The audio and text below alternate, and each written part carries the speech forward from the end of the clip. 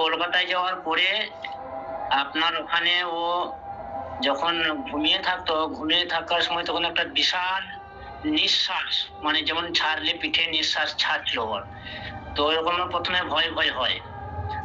আর ও একটা ওখানে ড্রেন ছিল, ড্রেনে একটা হাট ছিল, সেখানে সে থুপ ফেলে, ওই থুপ ফেলার পর থেকে ওর গা খুব ভারী ভারী বলে, খুব ভয় ভয় লাগে। দিয়ে তারপরে নাকি নানান রকমের ভয় দেখায়, মানে প্রচুর পরিমাণে এত এমন ভাবে ভয় দেখায় যে আপনার ও ভয়ে তখন ওই কলকাতা থেকে তখন বাড়ি চলে আসে শরীর খারাপ হলে। ওই যেমন খুব শরীর খারাপ হচ্ছে বলে বাড়ি চলে আসে, কলকাতা কাজ ছেড়ে বাড়ি চলে আসে। বাড়ি আসার পর এখানে মসজিদে ইমাম সাহেবদের কাছে ঝাড়ফুঁক করার পরে অতটা সুস্থ হয়নি, প্রতিদিনে সুস্থ হয়ে যায়। তারপরে বাড়ি আনা হয়, আবার সেই খুবই মানে এত মানে আওয়াজ করে চিৎকার করছে এবারে যে আমাকে মেরে ফেলবে, আমি বাঁচবো না, আমাকে মেরে ফেলবে, ওরা সবাই মিলে আমাকে মেরে ফেলবে, এরকম চিৎকার করে। তারপরে হুজুর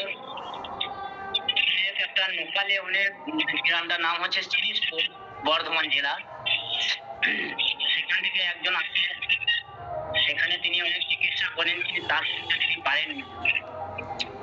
তারপরে আপনার নাম্বারটা পাওয়ার পরে আপনার সাথে যোগাযোগ করে আপনি মোবাইলের মাধ্যমে ভিডিও কলে আপনি চিকিৎসা করলেন। আলহামদুলিল্লাহ এখন খুবই সুস্থ আছে, খুবই ভালো আছে। আচ্ছা, আলহামদুলিল্লাহ। এবার তুমি বলো যে তোমার এখন অবস্থা কিরকম? আলহামদুলিল্লাহ, আল্লাহর রহমতে খুব ভালো আছি। মানে যেমন হচ্ছিল আমার মানে অবস্থা, মানে প্রচুর অবস্থা খারাপ করে দিয়েছিল, মানে আমার মাথাটা কোনো কাজ করছিল না, আর মানে আমাকে মারার চেষ্টা করছিল, যে তোকে আর মারতে দেবো না এই পৃথিবীতে, এমনি ভাবে করছিল। মানে এত কষ্ট হচ্ছিল, মানে আমার মনে, মানে আমার জানি এত কষ্ট দিছিল, মানে আমি মরে যাওয়ার মতো অবস্থা, মানে আমার কোনো শানই নাই, মানে দেহটা ওর কাছে চলে গেছে তাই মনে হচ্ছে, কিন্তু আমাকে মারছে, কি করছি কি বলছি, মানে আমার কাছে কিছুই ছিল না বলার মতন, মানে এমন অবস্থা হয়ে গেছিল আমার। আলহামদুলিল্লাহ, আল্লাহর রহমতে। আবার ভয় দেখাতো, মানে স্বপ্ন দ্বারা ভয় দেখাতো, মানে স্বপ্নতে এত খারাপ, এত ভয়ানক, মানে স্বপ্ন আসতো আমার মানে ইতে চোখে।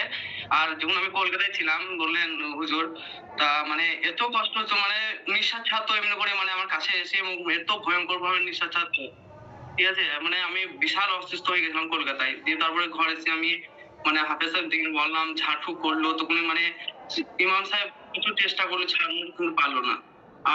আপনার সাহায্য নিতে মানে সুস্থ হয়েছি আল্লাহর রহমতে।